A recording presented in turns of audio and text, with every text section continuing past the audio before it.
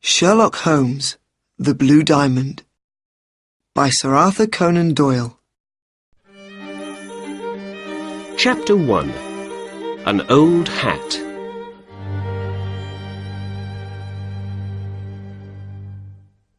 My name's Dr. Watson, and I'm a good friend of the famous detective Sherlock Holmes. 2 days after Christmas last year, I went to his house at 221B Baker Street. I wanted to say Happy Christmas to him. When I arrived, I found him in the sitting room. He was by the window with some newspapers next to him. There was an old hat on a chair near him, and he had a magnifying glass in his hand. "You're working on something," I said. "Shall I go?" "No," said Holmes. "Sit down and look at that interesting old hat over there." I sat down. It was cold out in the street, but it was nice and warm in Holmes's sitting room. "Why are you interested in that old hat? Is it something to do with a crime?" I asked. Holmes laughed. "Not a crime, no," he said.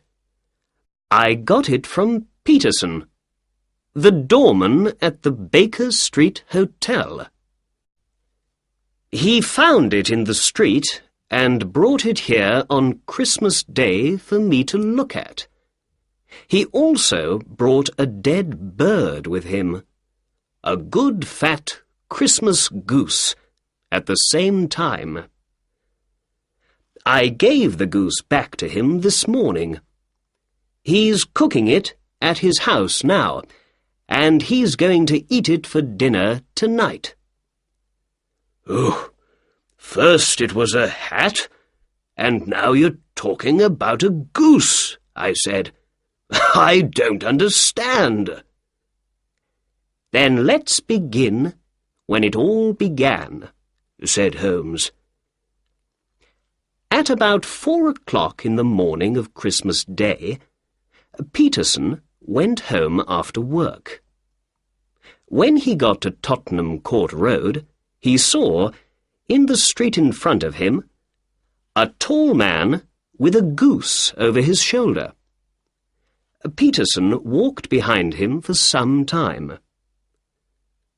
There were some young men in the street in front of them. Suddenly, one of them hit the tall man's hat off his head, and it fell into the road. Then the tall man tried to hit the young man with his walking stick, but by accident he broke the window of a shop behind him. At that moment, Peterson ran to the man to help him, but the tall man ran away. Perhaps he felt bad about breaking the shop window. Perhaps he thought that Peterson, in his doorman's coat and hat, was a policeman. When he ran, he left his Christmas bird in the street next to his hat. The young men ran away at the same time. So Peterson took the goose and the hat home with him, and the next day he brought them here. There was an interesting little ticket on the goose's left leg, said Holmes. It said, "For Mr. and Mrs. Henry Baker." We can find the letters H.B. in the hat, too. "Oh, so the owner of the hat and the goose is called Henry Baker," I said. "Yes," answered Holmes. "But, my dear Watson, this doesn't help us very much. There are hundreds of Henry Bakers in London. I gave the goose back to Peterson this morning," he went on, "and I said to him, 'Have this for your dinner.' I didn't want it to go bad, you know." "Did Mr. Baker put an advertisement in the newspaper about his hat and goose?" I asked. "No," answered Holmes. "Then how can we find him?" "Well, perhaps his hat can help us," said Holmes. "Here's my magnifying glass, Watson. Now, you be a detective for a minute or two. What can you tell me about the owner of this hat?" I took the magnifying glass and looked at the hat. It was black, but old, and very, very dirty. I saw the letters H.B. in it. For me, it was no different from any other old black hat. "I can see nothing," I said, and I gave the hat back to my friend. "Excuse me, Watson. You do see, but you don't think about what you see." "All right," I said. "What can you see in this hat?" "The owner of this hat is an intelligent man," said Holmes. "He was once rich and is now poor. His wife loved him once, but she doesn't love him now. And he's 30 or 40 years old." "Well, perhaps I'm slow, Holmes, but I don't understand," I said. "Why is he an intelligent man, do you think?" Holmes put the hat on his head. It came down to his nose. "This is a big hat. A man with a big hat has a big head. And a man with a big head has a big brain. A man with a big brain thinks a lot." "But you say he was once rich and is now poor. Why?" "The hat is 3 years old. I remember these hats were in all the shops then. They were very expensive, too. 3 years ago, this man bought a good hat. So he was rich then, but he has no money to buy a new hat now, so these days he is poor." "All right," I said, "but you say he is in his 30s or 40s. How does the hat tell you this?" "Well, when I looked carefully at the hat with my magnifying glass, I could see some grey hairs in it. People usually get grey hair in their 30s or 40s. "I see. But what about his wife? You say she doesn't love him." "Because the hat is very dirty. When a woman loves her husband, she cleans his hat for him." Perhaps he hasn't got a wife." "Yes, he has. Remember the ticket on the goose's leg?" "Ah, yes," I said. "You have an answer for everything." At that moment, the door opened, and Peterson, the hotel doorman, ran into the room. He looked very excited. "The goose, Mr. Holmes! The goose!" he said. "What's the matter with the goose?" asked Holmes. "Did it come back from the dead and fly off through the kitchen window?" "No, Mr. Holmes. My wife found this in the bird." Peterson opened his hand. There was a beautiful blue diamond in it. Chapter 2. The Blue Diamond.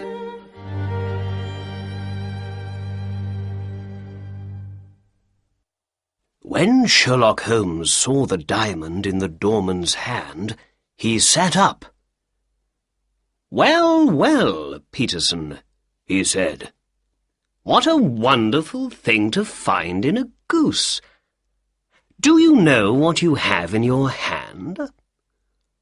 "I think it's a diamond, Mr. Holmes. Is it expensive?" "Yes, it is," said Holmes. "This is the Countess of Morcar's blue diamond. It disappeared a week ago." "How do you know that?" I said. "Watson, you must read the newspapers more often. There's an advertisement in the Times today about it. Here, look." Holmes gave the advertisement to me. Then Holmes spoke to the doorman. "It's a very expensive jewel, Peterson. The Countess paid about £20,000 for it. Last week, someone took it from her rooms in the Cosmopolitan Hotel. Now the Countess wants to get her diamond back. She says that she's going to give £1,000 to the finder." £1,000? cried Peterson excitedly. Then, without saying more, he sat down in the chair between us. First he looked at Holmes, and then he looked at me. "The diamond disappeared 5 days ago, I think," I said. "Yes," answered Holmes. "They say a young man, John Horner, took it. Here's a newspaper report about the case." Holmes gave an old newspaper to me, and I read the report. "A diamond disappears from the Cosmopolitan Hotel. The Countess of Morcar's blue diamond disappeared from her room at the Cosmopolitan Hotel on the 22nd of this month.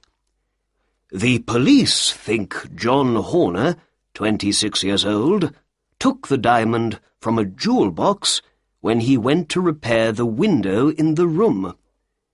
James Ryder, the assistant manager of the hotel, told the court, 'I took Horner to the Countess's room, but then I went away for some time. When I came back, Horner wasn't there, and I found the open box, without the jewel in it, on the table next to the bed.' Catherine Cusack, the Countess's maid, spoke next. 'I heard Mr. Ryder call, and I ran to the Countess's room. There I found Ryder with the jewel box in front of him. The police found Horner at his home later that day, but they couldn't find the diamond.' Later, Detective Bradstreet spoke to the court. 'When I said, "You're a diamond thief," Horner hit me.' Soon after that, Horner told the court angrily, 'You've got the wrong man. I didn't take the Countess's diamond. I'm not a thief.' Bradstreet then told the court, 'Horner went to prison once before for being a thief. I say he took the diamond. The case goes to the High Court next week.'" "Well, that's the newspaper report about the diamond," said Holmes. "Now we need to understand how the jewel left the Countess of Morcar's room in the Cosmopolitan Hotel and arrived in Tottenham Court Road in a goose. You see, Watson, there is a crime in this case. Here's the diamond. The diamond came from the goose, and the goose came from Mr. Henry Baker, the man with the old hat. I know you felt a little bored when I told you all about Mr. Baker, but now we must find him. Where and how does he come into the case of the blue diamond? The answer to these two questions is most important. "But how can we find him?" I asked. "Through a newspaper advertisement," answered Holmes. He took a pen and began to write. "Did you lose a goose and a black hat some days ago in Tottenham Court Road? Are you called Henry Baker? Please come to 221B Baker Street this evening at 6:30 to get your things." "There. That says it all, I think," said Holmes. "Yes, but is he going to read it?" I asked. "Yes, Watson, I think he is. He's a poor man, remember? At the time he was afraid because of his accident with the shop window, but now I believe he feels very sorry about running away and thinks, 'Why did I leave that bird in the street?' Perhaps he looked for a newspaper advertisement about it yesterday. I think he's going to look again today, too. What's more, we've got his name in the advertisement, so I believe his friends are going to see it and tell him about it." "Yes, I see," I said. Holmes gave some money to the doorman and said, "Peterson, please go down to the newspaper offices and put this advertisement in all the evening newspapers." "Very good, sir. And shall I leave the diamond with you, sir?" "Yes, Peterson. And I say, Peterson, after you leave the newspaper offices, can you buy a goose and bring it back here? We need a new bird for Mr. Henry Baker when he comes. Your family is eating the old one for dinner today, so he can't have that." The doorman went out of the door and down the street. Chapter 3. Mr. Henry Baker.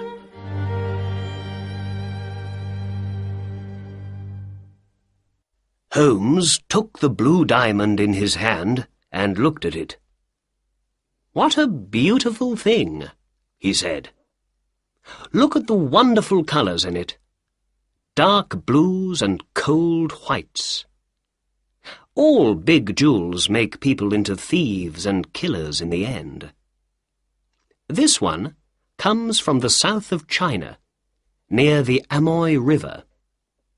It's only 20 years old, so it's a young thing. But already many terrible crimes are happening because of it. I'm going to put it in my safe now, and then let's write a letter to the Countess of Morcar and say we have her beautiful blue diamond here with us." "But Holmes," I said, "I don't understand. Is that young man Horner innocent after all?" "I don't know." "And what about Henry Baker? The tall man with the hat and the goose? Is he the jewel thief, perhaps?" "No, I don't think he is. I believe he's an innocent man. I don't think he knew there was an expensive diamond in his goose. A jewel worth more than £20,000. But let's wait and see. Perhaps Mr. Baker's going to answer our advertisement this evening, and then we can learn something more about him." "All right," I said. "I can come back after work this evening. I'm very interested in the answer to this case."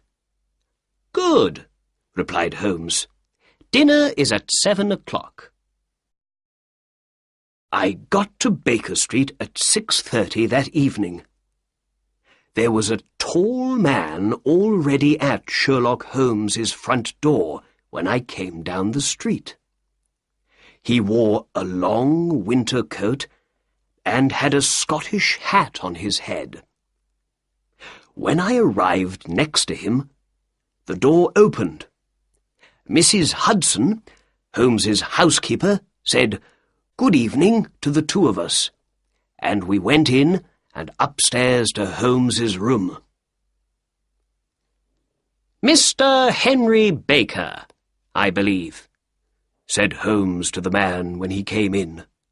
"Please, sit down." Holmes looked at me and smiled. "Ah, Watson, good. You are here when we need you." Then he looked back at his other visitor. "Is that your hat, Mr. Baker?" Mr. Baker looked at the hat on the chair. "Yes, sir. That's my hat. There's no question about it." He was a big man with a big head, an intelligent face, and grey hair. I remembered Holmes's words about him. He wore a dirty old black coat, with no shirt under it, but he spoke slowly, quietly, and carefully. I looked at him and listened to him, and I thought, yes, this is an intelligent man. He was rich once, but now he has no money, and things aren't easy for him. "We found your hat and your goose some days ago," said Holmes. "But we couldn't find you very easily, Mr. Baker. We didn't know your address. Why didn't you put an advertisement in the newspaper with your address in it? We waited and waited for an advertisement from you, but saw nothing." Mr. Baker smiled. "Oh, I'm sorry. Advertisements are expensive, and I haven't got a lot of money these days. I had once, but not now," he went on. "And, well, I thought those young men in Tottenham Court Road had my hat and my goose, and I didn't want to put an expensive advertisement in the newspaper for nothing." "I understand," said Holmes. "Now, before we say more, I must tell you something about your goose, Mr. Baker.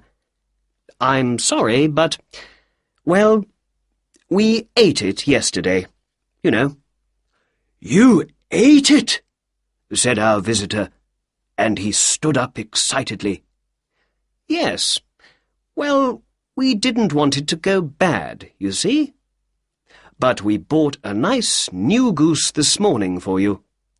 It's on the table there, by the door. Is that all right for you?" "Oh, yes, yes," said Mr. Baker happily. He sat down again. "And let's see. I think we have your old goose's feet, head, and everything from inside it in the kitchen. Do you want those?" The man laughed. "No, no," he said. "But I'd like to take that nice new goose home with me. Thank you very much."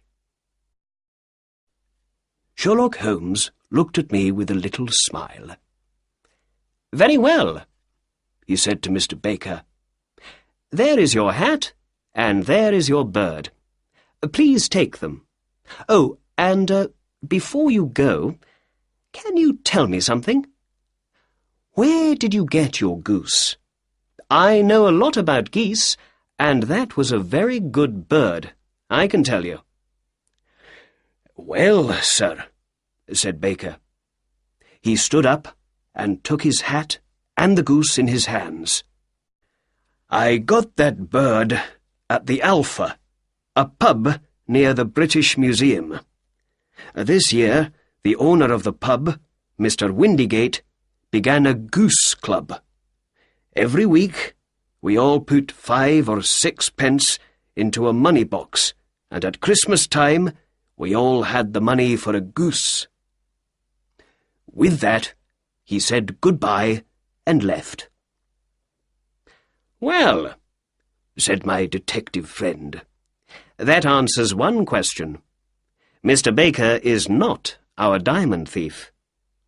Are you hungry, Watson?" "Ooh, no, not very." "Let's eat later, then. We must go to the Alpha at once. We need to speak to Mr. Windigate tonight."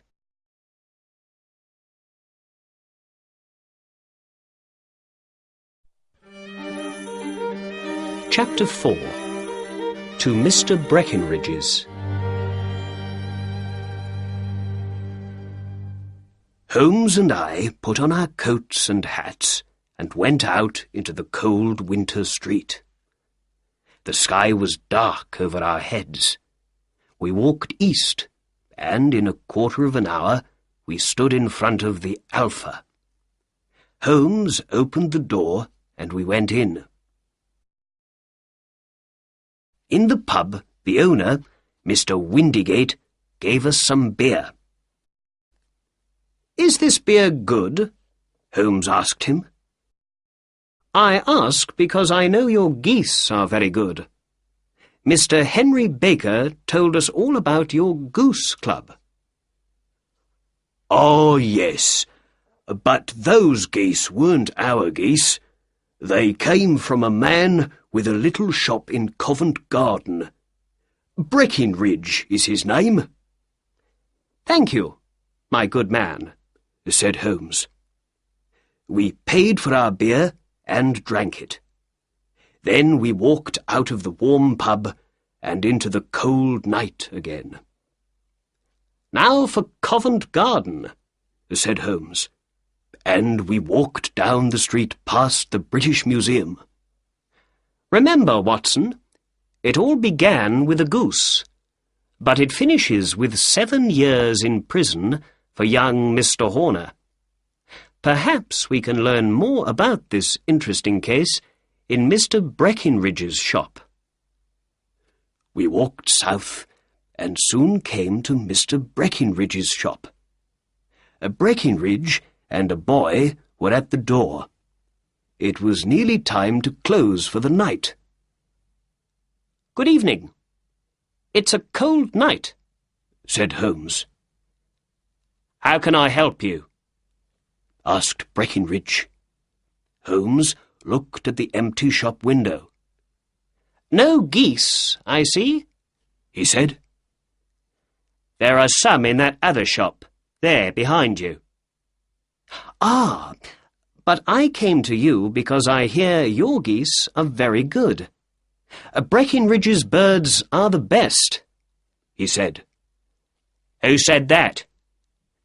"The owner of the Alpha." "Ah, yes. He had 24 of my geese 2 days before Christmas." "They were very good birds, too. Where did you get them?" "I'm not going to tell you," said Breckenridge angrily. "Again and again people come and talk to me about those geese, and I don't like it. I paid good money for them. I took them to the Alpha, and then I forgot all about them. And then all the questions began. Where are the geese?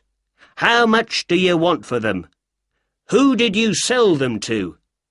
Why are people interested in them? I don't know. They aren't the only geese in London, you know." "I know," said Holmes. "But who asked you all those questions before? Not me. I had nothing to do with that, you know. But now I need your help. We ate a goose at the Alpha, and I say it was a country goose. But my good friend, Dr. Watson here, says it was a London goose. Which of us is right? It's an important question. £5 goes to the winner." "Well then, you lose, and your friend is the winner," said Breckenridge. "That goose came from London." "I can't believe that," said Holmes. £1 says I'm right. Very well, said Holmes, and he took out £1. I'm ready to pay, but I know you're going to lose your money. Breckinridge laughed. Bring me the books, Bill, he said. The boy brought 2 books to him. Breckinridge opened the little one. This is my address book, he said. When people sell their geese to me, their addresses go in here. Country people on the left and town people on the right. The numbers after every name are page numbers in my big book. Read out the 3rd name on the right, said Breckinridge. Mrs. Oakshott, 117, Brixton Road, number 249, read Holmes. Then Breckinridge opened the big book. And this is my in and out book, he said. Let's look at page 249. Here we are. Mrs. Oakshott. What can you see for December the 22nd? 24 geese, from Mrs. O, read Holmes. All 24 to Mr. Windigate at the Alpha. There. What do you say now? Said Breckinridge. Holmes put his pound into Breckinridge's hand angrily.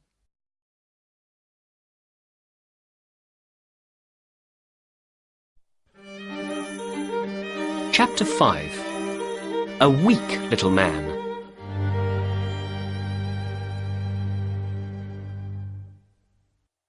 In the street, Holmes stopped. Suddenly, he wasn't angry. He began to laugh. You see, Watson, he said, Breckinridge didn't want to tell me Mrs. Oakshott's name and address at first, but later, when he saw he could easily get £1 from me, he told me everything. And he said something very interesting when he got angry. Did you hear? Other people are asking questions about those geese. Suddenly, there was a lot of noise from Mr. Breckinridge's shop behind us. We looked back at it. Breckinridge stood, tall and angry, in front of his shop door. A weak little man stood in front of him in the street. Look, you, Breckinridge shouted. I don't want to hear any more about those geese. Mrs. Oakshott can come and speak to me when she wants, but not you. You have nothing to do with it. Did I get the geese from you? No, but one was my goose, I tell you, cried the little man. Then ask Mrs. Oakshott for it. But she told me ask Mr. Breckinridge for it. Well, that's nothing to do with me. I don't want to hear any more from you. Do you understand? Now go away. Breckinridge closed his shop door angrily, and the little man ran off down the dark street. Perhaps we don't need to visit Mrs. Oakshott in Brixton Road after all, said Holmes to me quietly. Let's talk to that man. Perhaps he can help us. Holmes walked quickly up behind the little man and put a hand on his shoulder. The man stopped and looked back over his shoulder at us. His face was white. Who are you? What do you want? He asked weakly. Excuse me, said Holmes, but I heard your questions to that shop owner. I think I can help you. Who are you? And how can you help me? My name is Sherlock Holmes, and it's my job to to know things other people don't know. But you can't know anything about this. Excuse me, I know everything. You want to find 24 geese. Mrs. Oakshott of Brixton Road sold them to Mr. Breckinridge here.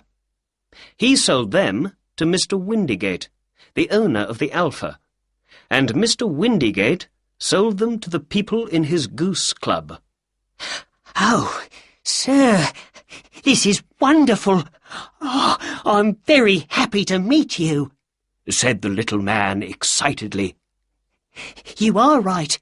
I am very interested in those geese. Oh, more than I can say. Why don't we go to a warm room in my house for a talk, then? I don't like standing here in the cold street. Holmes put out his arm, and a cab stopped for us. But before we go, can you please tell us your name? The little man looked at Holmes and then at me before he answered. John Robinson, he said. No, said Holmes quietly. We'd like to know your real name, please. The stranger's face changed from white to red. Oh, very well. My real name is James Ryder, he said. Well, said Holmes. Assistant manager of the Cosmopolitan Hotel. Now, let's get into the cab and go home. Then I can tell you everything you want to know. So, we got into the cab and went home. Ryder looked excited, but said nothing. Holmes didn't speak at all in the cab.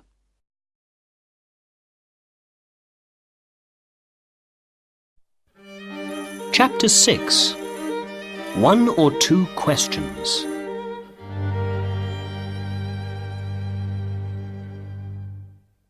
When we arrived at 221B Baker Street, we got out of the cab and went in. Back in his sitting room, Holmes spoke at last. Please sit down, Mr. Ryder. Now, where were we? Ah, yes. You want to know what happened to those 24 geese. Or perhaps what happened to one of those geese. You are interested in only one bird, I think. A white goose with a black tail. Oh, sir, Ryder said excitedly. Where did that bird go to? It came here. And it was a most interesting bird. We found something in it after it died. The most wonderful thing. Here it is. Our visitor stood up weakly. Holmes opened his safe and took out the blue diamond. In his hand it was cold and beautiful. Ryder looked at the jewel, but said nothing. Holmes spoke for him. We know it was you, Ryder, he said. Sit down and have a drink. You look very weak. I gave Ryder a drink. He sat down and drank it quickly and looked at Holmes. I saw he was afraid. You don't need to tell me much, said Holmes.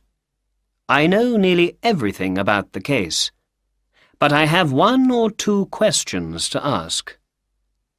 How did you hear of the Countess of Morcar's blue diamond? Catherine Cusack, her maid, told me, said Ryder. I see. Holmes went on. So you and Cusack wanted to get the diamond and sell it for lots of money. You asked John Horner to come and repair the window in the room, because you knew of his time in prison. When he left, you took the diamond from the Countess's jewel box. Then you called the police. They came at once. Because of Horner's time in prison, they believed he was the thief. It was all very easy. Then, "Oh, please, please," cried Ryder, now on the floor at Holmes's feet. "think of my father. Think of my mother. I never did anything wrong before. I'm never going to do it again. Please don't tell the police. I don't want to go to prison." "Sit down in your chair," said Holmes coldly. "You're crying now, but did you feel sorry for young Horner? He knew nothing of this crime, but the police believed he was a diamond thief, and so he went to court, and he is now going to prison, all because of you." "I can leave the country, Mr. Holmes. Then, when I don't go to court, Horner can leave prison." "We can see about that later," said Holmes. "But now, please tell me, Mr. Ryder, how did the diamond get from the hotel into a goose? And how did the goose get into a shop?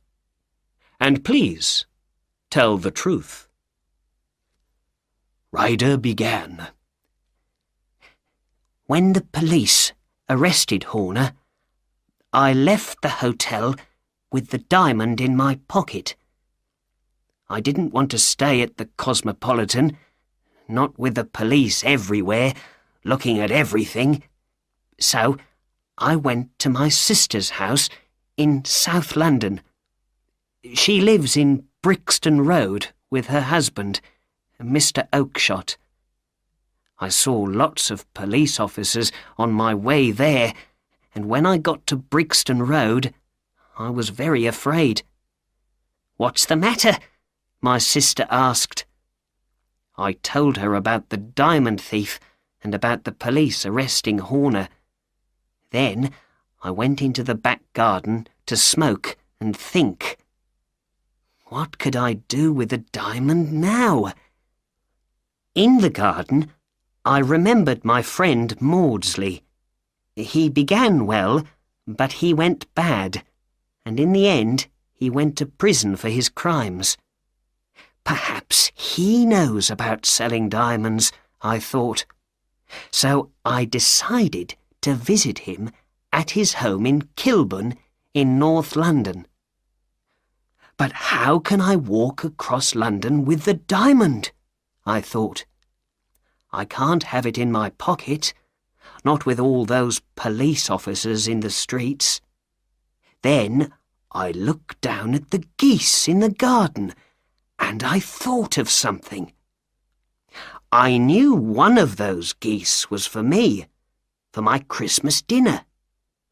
So I decided to take my goose there and then, and not to wait for it. I quickly caught a big white goose with a black tail. Then I took the diamond from my pocket and put it into the bird's mouth. I felt the jewel go down its neck. With the diamond now inside the goose, I felt happy. I could walk to Kilburn and back easily. Then my sister came into the garden. "What are you doing with that goose?" she said. I put my bird down and it ran off with the other geese. "That's the goose I want for Christmas," I said. "Very well, catch it, kill it, and take it with you," she said. Well, Mr. Holmes, I caught that bird, killed it, and took it with me to Kilburn. There I told my friend Maudsley all about the diamond, and he laughed and laughed. We got a knife and opened the goose, but we couldn't find the diamond. I knew then something was wrong. I left the goose with Maudsley, ran to my sister's house, and went into the back garden. There were no geese there. "Where are they all, Maggie?" I said. "In Mr. Breckinridge's shop in Covent Garden." "Were there 2 birds with black tails?" I asked. "Yes, there were, James," she said, and to my eyes one was no different from the other. I understood it all then. The diamond was inside the other goose with the black tail, and that goose was now in Mr. Breckinridge's shop. I ran to Covent Garden at once and went to Breckinridge's. But the geese weren't in his shop, and when I asked about them, he told me, "I sold them all at once." "But you must tell me. Where are they now?" I asked again and again. But he never told me. You and Dr. Watson heard him earlier tonight, Mr. Holmes. He never answered my questions. Now my sister thinks I'm a terrible brother. I'm a thief. I'm going to lose my good name. And I never got any money from my crime at all. Oh, what's going to happen to me? He put his head in his hands and began to cry. Holmes didn't speak for a long time. Then, in the end, he stood up and opened the door. "Get out," he said. "Oh, thank you. Thank you, sir," said Ryder. "Be quiet and get out," said Holmes again. And, with that, Ryder ran out of the door, downstairs, out into the street, and away. "After all, Watson," said Holmes, "it's not my job to do the police's work for them. And young Horner's going to be all right. Ryder isn't going to go to court now. Without him, the police have no witness to say Horner was the thief. Perhaps I'm doing something wrong, but I don't believe it. I think I'm helping Ryder to be a better man. Send him to prison now, and you make him into a thief for life. But now he's afraid. He's not going to go wrong again. We found the solution to the crime, and that makes me happy. And it's Christmas after all. And Christmas is a time to be nice to other people, I believe. And now, Watson, let's ask Mrs. Hudson to bring in our dinner."